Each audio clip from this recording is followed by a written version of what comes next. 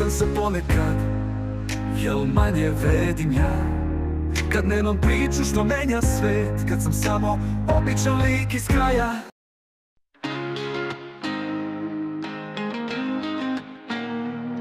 Neki ljudi ga žive kao film, drama, suze, sreća, bol. O njima se pišu knjige, a ja sam samo tu svoj. Nikad nisam jurio snove, ko u pesmi heroja.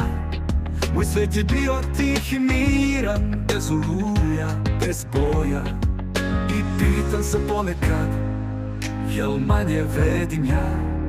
Kad nemam priču što menja svet, kad sam samo običan lik iz kraja. Običan lik iz kraja, bez drame u biografiji.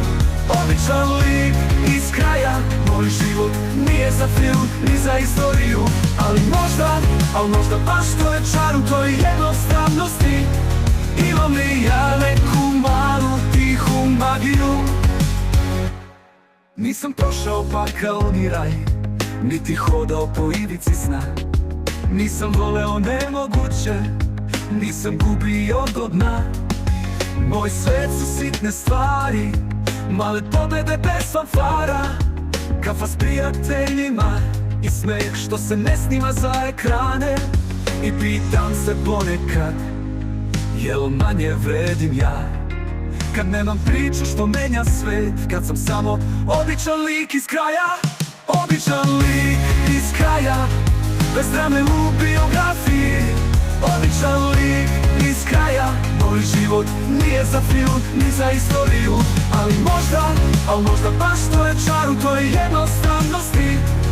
Imam li ja neku malu tihu magiju?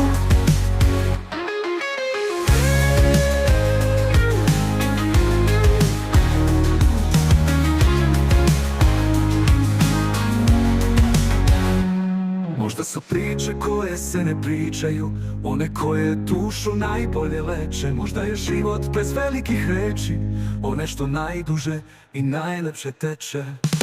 Običan lik, bez drame u biografiji. Moj život nije za film, ni za istoriju. Ali možda u toj jednostavnosti ima neku malu tihu magiju. Običan lik, samo običan lik, ali smejem se i volim, i možda baš to je trik.